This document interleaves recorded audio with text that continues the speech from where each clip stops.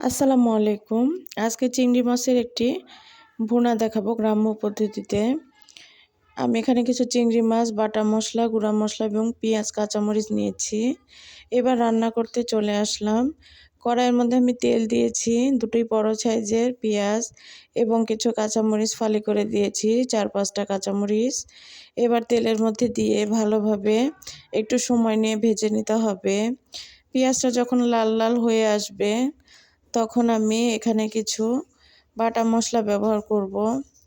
পেঁয়াজ বাটা, রসুন বাটা এবং জিরে বাটা, এই মশলাটা দিয়ে দিলাম এবার কড়াইয়ের মধ্যে।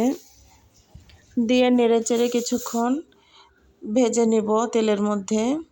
রসুনের গন্ধটা যেন না থাকে এর জন্য একটু সময় নিয়ে এই কাজটা করতে হবে।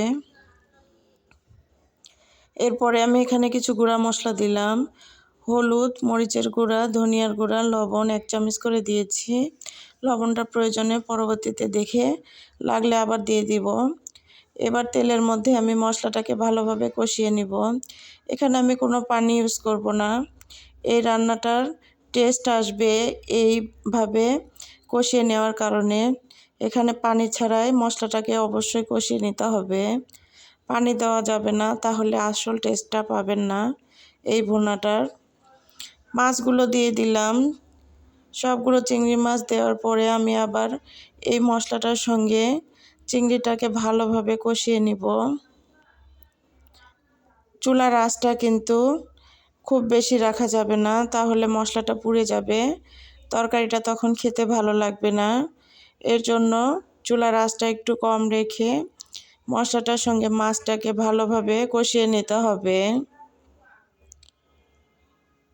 যখন কষানো হয়ে যাবে তখন দেখবেন মাছ থেকে অনেকটাই তেল ছেড়ে আসবে। যখন দেখবেন এভাবে তেল ছেড়ে এসেছে তখন বুঝবেন যে মাছটা সুন্দরভাবে কষানো হয়ে গিয়েছে।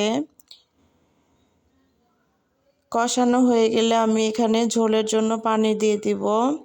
ঝোলের জন্য একবারে পানি দিয়ে দিব, পরবর্তীতে আর কোনো পানি দিব না।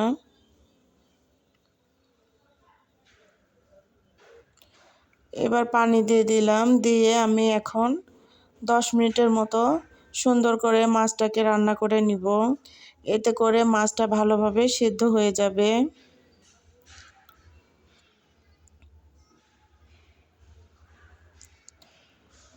ঝোলে বলক চলে এসেছে, এখন আমি আরও কিছুক্ষণ জাল করে নিব।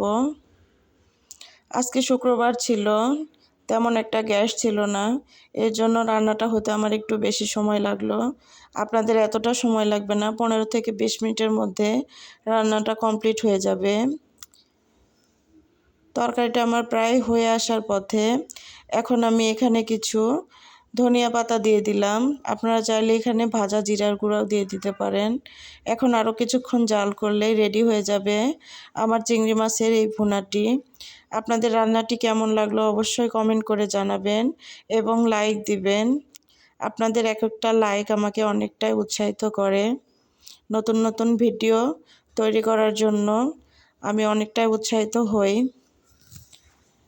আমার রান্নার যদি কোনো ভুল ত্রুটি হয়ে থাকে তাহলে ক্ষমা সুন্দর দৃষ্টিতে দেখবেন।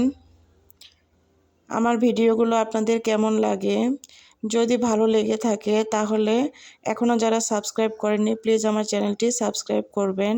এই যে একদম রেডি আমার চিংড়ি মাছের এই ভুনাটি। এখন 1 প্লেট গরম ভাত বা পোলাওয়ের সঙ্গে খাওয়ার জন্য একদম পারফেক্ট আমার তরকারিটি রেডি। এতক্ষণ আমার সঙ্গে থাকার জন্য অশেষ ধন্যবাদ। আসসালামু আলাইকুম।